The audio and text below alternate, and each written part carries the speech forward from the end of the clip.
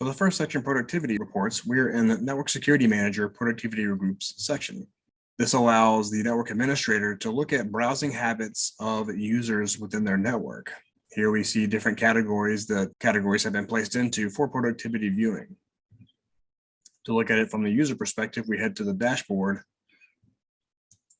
inventory, and into a firewall. We head to productivity reporting.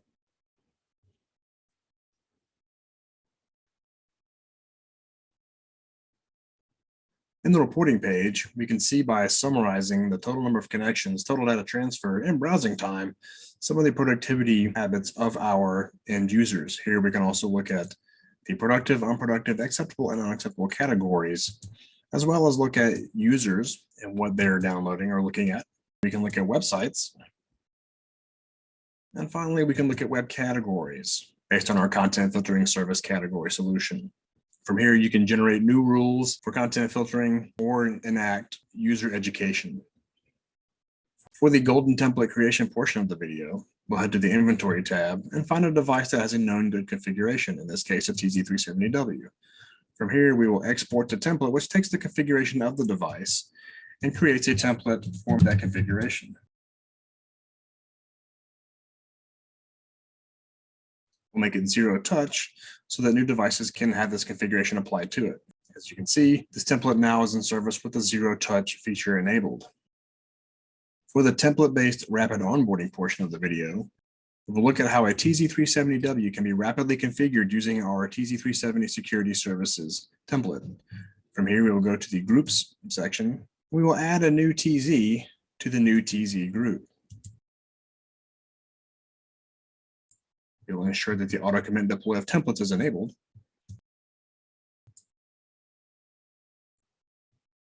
And as you can see here, the full template configuration has now been applied to the TZ370W. Select the device and hit deploy now if you wanted to deploy this now, or we can deploy this in the future at any given time that we need to after production hours. Here we can look at the summary of all the changes applied to the device, and then we can commit this change to happen at 2140 hours.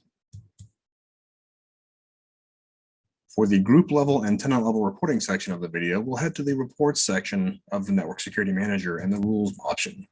From here, we can add a rule that will cover anything from our capture threat assessment, management properties of all of your devices, or flow logs. In this case, we'll give the report a name.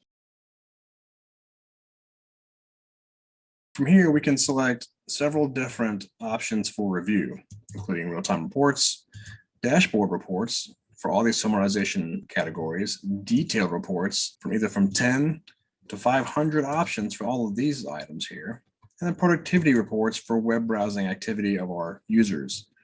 For this instance, we'll have applications, as well as viruses and intrusions. From here, we can select the entire tenant if we want to. We can select a particular group of firewalls if we want to, including our Azure group, our local NSA or TZ groups, as well as our on-prem NSV group, or down to a specific single firewall. We'll select the Azure demo group, hit next. Here we will determine either scheduled on demand, the delivery interval, the time, and the delivery type, either save report locally as a PDF or email to a specific customer. You can also password protect and use custom logos on these reports. Finally, you can review all of your changes and hit save. For this portion of the video, we will explore the SD-WAN orchestrator of Network Security Manager. To do that, we will head to the SD-WAN topology tab within NSM. Here we will add a new SD-WAN topology, which can be HQ to branch or internet overlay. In this case, we will choose a branch to data center rule.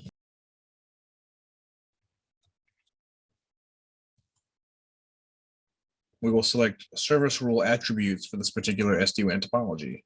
Our service is HTTPS.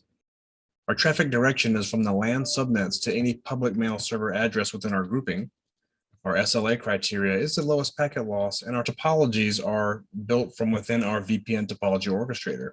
The application rule section will have our custom application object, which is email-based, again going from the LAN subnets out to public mail server address group. From there, we save and apply the topology. Once applied, commits will be applied to the commit and deploy window for deployment at the most appropriate time for the administrator.